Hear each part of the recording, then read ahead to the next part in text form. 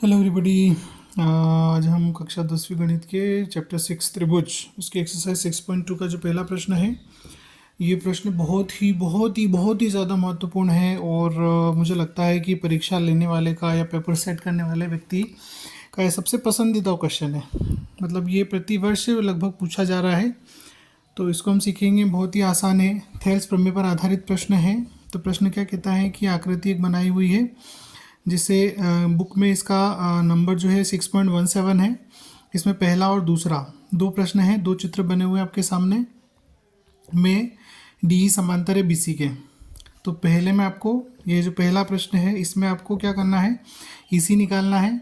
और ये जो दूसरा प्रश्न है या दूसरा चित्र है इसके लिए आपको एडी की वैल्यू निकालनी है। ठीक है, तो आइए हम शुरू करते हैं। तो सबसे पहला प्रश्न जो है वो उसको हल करेंगे। तो पहला प्रश्न जो है उसमें क्या है, ये चित्र बनाया हुआ है जहाँ पर आपको एडी की वैल्यू दी है उसने 1.5 सेंटीमीटर। ठीक है, उसके बाद आपको जो डीबी है या बीडी है इसकी वैल्यू है 3 सेंटीमीटर। ऐसे ही एई की जो वैल्यू है वो आपको दे रखी है 1 सेंटीमीटर। और ईसी जो है वो आपको क्या करना है, पता करना है। ठीक है, तो हम जानते हैं कि थेल्स प्रमेय क्या कहती है। थेल्स प्रमेय के अनुसार क्या होता है, थेल्स प्रमेय के अनुसार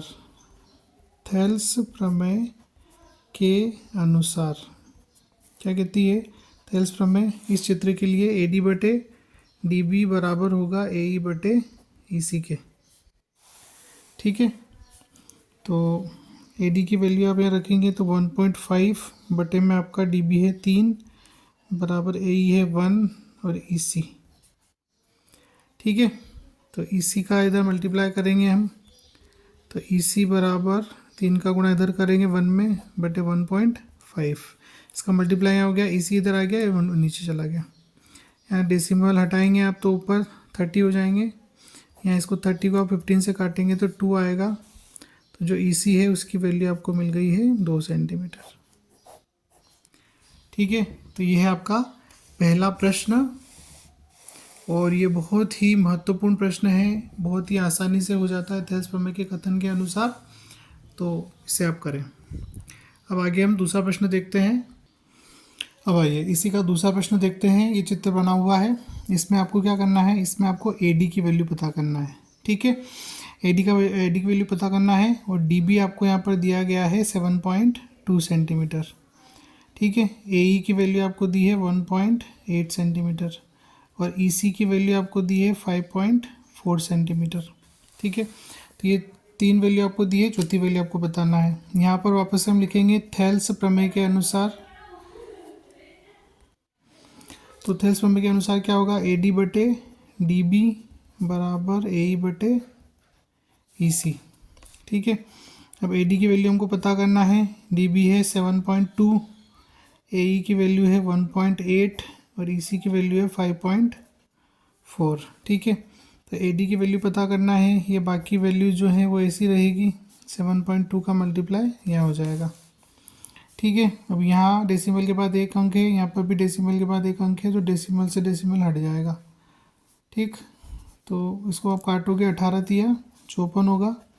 तो एडी बराबर आपका हो जाएगा 3 से इसको काट देंगे हम, तो 3 दूनी 6 और 0.3 चौक 12। तो क्या बचा आपका 2.4 सेंटीमीटर। तो ये दूसरे प्रश्न में आपकी एडी की वैल्यू क्या होगी, 2.4 सेंटीमीटर। तो आशा करता हूँ ये दोनों प्रश्न आपको समझ आए होंगे, बहुत ही महत्वपूर्ण है।